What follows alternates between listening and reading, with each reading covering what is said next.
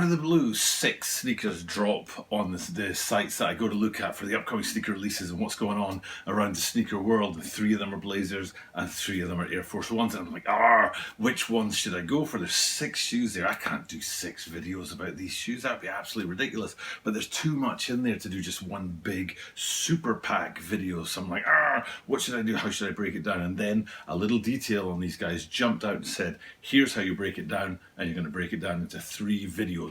One about the Air Force One Indigo, and then we've also got, I think there's a pomegranate, and something that I'd never heard of before. And we'll get into that tomorrow and the day after tomorrow. But for today, it's the Indigos that we're taking a close-up look at. We'll look at the detail that tells us why this pair of shoes should be first. We'll take a look at the construction and some of the details on there that are unique, because there are a couple of things in the actual fabrics and materials that they use that are not normally used on Air Force Ones and Blazers. And then, of course, the placement of the branding and some unique little details in there, not just the big old flowers that are dominating the shoes. So without further ado, let's get into this and talk about the upcoming release on April 29th of the Nike Air Force One Indigo and the Nike Blazer Mid Indigo.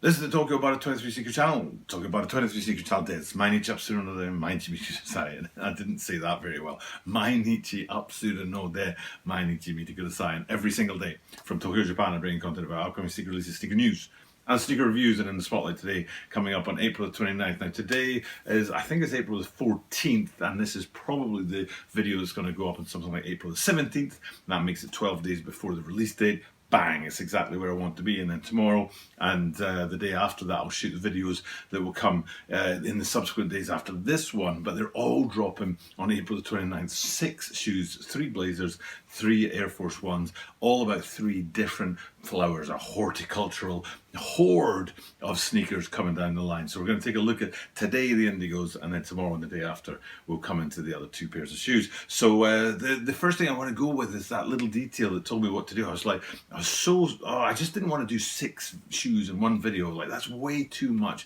You can't really get into much detail. It's just like, here's the swoosh, here's the branding, here's what's going on the heel, we're finished, and that would be no use to anybody. So it was like, okay, I've got to find a way to break them down. Of course, the 3 flowers that mark the Air Force One and the Blazers, for example, the Indigos today, is one way to do it. So we're down to 3 videos with 2 sneakers in each video, and then on top of that, which one comes first, and we can see it right here. Doing, there's a picture of either the Blazers or the Air Force Ones. I don't know which will have the better view, but it says right in the corner there, I think it's a Fig 1 for figure 1, and it's like it's almost taken out of some kind of textbook on flowers or plants or something like that. And this is 1, and of course on tomorrow's shoe, which I think is the pomegranates, I might be wrong, it says figure 2, and then on the day after that it'll be figure 3. So right there, they're telling me, pair these shoes together, the Indigos, and do these ones first. So that's what we're going to do. We're going to get into that, look at the materials, look at the branding, look at the placement of things, look at some of the similarities between the 2 shoes and some of the differences. So with that being said, let's get into this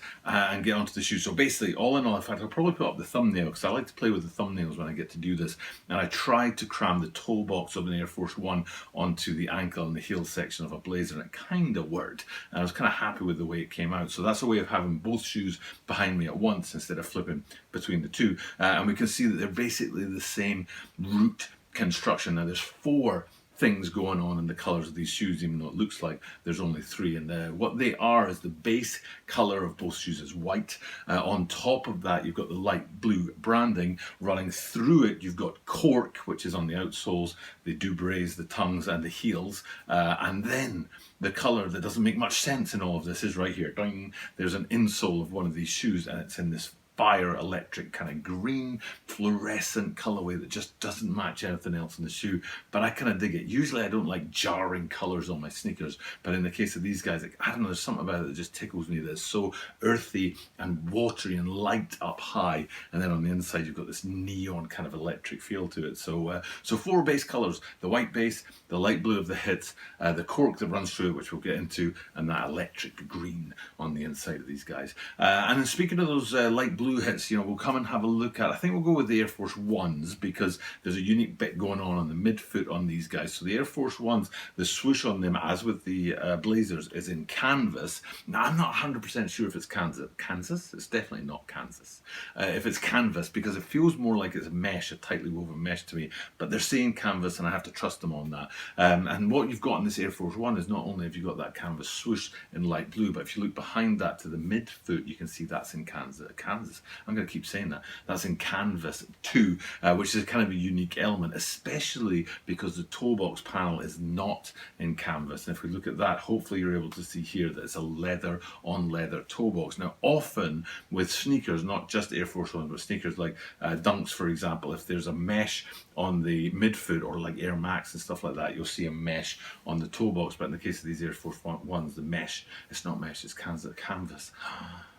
On the midfoot, and then the toe box in leather is kind of a unique feature. But if you flip it over to the Blazers, you can see it's all canvas front to back, the whole thing, so there isn't that kind of duality between the leathers and the canvas that you get with the Air Force One. So that's a kind of major detail of the shoe. Another really big detail that I kind of dig is the heels. Now we're going to start with the Blazers because it's so obvious what's going on, and I like it because it's different. I like it when there's difference on the left and the right shoe. It makes me feel like it's taken a little bit of extra time to go ahead and design these things. And you can see on the left heel it says Nike, and on the right heel, I think I'm right in saying, it says details about the etymology, the root of the name of the plant, and in this case it's the indigo plant, and they're different. The heel branding panels are different, even though the colours and the light blue on there, I think I'm right in saying it's white writing on it. But the thing is that if we go over and have a look at the Air Force Ones, you can see that they didn't have that difference going on between the branding panels on the heel, and they're actually exactly the same,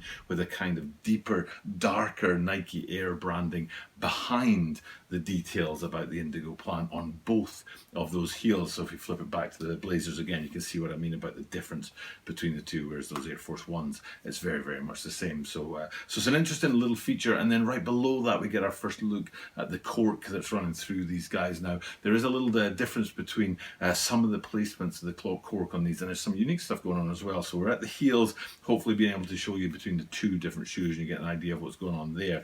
But the next place to go stop is actually on the tongues, and you can see on the Blazers here behind me a very big pop of branding in that cork style at the top of the tongues. But then we flip it over to the Air Force Ones, and there isn't branding up there because that's the place that houses the indigo plant on the Air Force Ones, whereas on the Blazers, it's actually on the heel on the lateral side that you see that indigo plant there. So it's a very big difference in the major piece of branding on the shoes. Heels on the Blazers, and then back to those tongues on the Air Force Ones. But because it's on the tongues on the Air Force Ones, you haven't got that cork branding at the top. And then we come down from that to the Dubrays on Air Force Ones, which is kind of common and not unusual. These are semi-unique, and there's a sort of plastic feel about them instead of metal, which is very common with Dubrays on the bottom of Air Force Ones. But what's more unique is, ding, if we flip it out and you see the Blazers. I have never seen a pair of Blazers with a Dubray at the bottom. Now, it may be that they're more common than I know. The only Blazers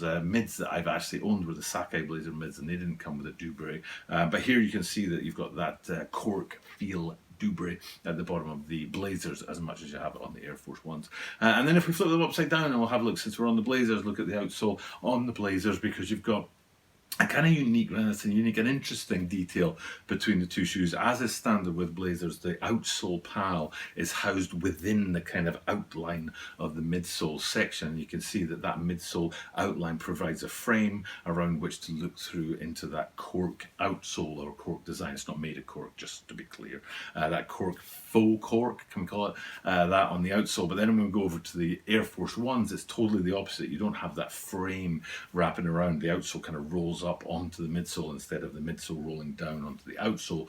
So you can see what we've got here again, though, with that cork feel, faux cork outsole on the Air Force Ones right there. So I think that's pretty much it. Probably back to the thumbnail, since again, like I say, you can see both shoes at one time. I think I've covered all the details on the shoe. I'm just trying to rack my brain and see if there's something that's missing. Probably is. I often miss little details, one little thing on a shoe that I really should have talked to you guys about, but I think we've got it right in the case of these guys. So that's my my first of 3 videos. This time it's about the Indigos, the Blazers, and the Air Force Ones. And tomorrow and the day after it'll be Blazers and the Air Force Ones again, but 2 different plants, the pomegranates and something else that I can't pronounce yet. So look forward to those, guys. Hopefully you enjoyed this video. Hopefully it gave you an insight into it. Definitely hit me up with a comment down below if there's something about these shoes you want me to know, or you have a question about them. I'd be surely happy to answer you. But for now, it's time for me just to wrap this video up. Thank you guys for checking out the content, and I'll say what I say at the end of every single video, which is that I do this every single day, and that means that you guaranteed to see me tomorrow.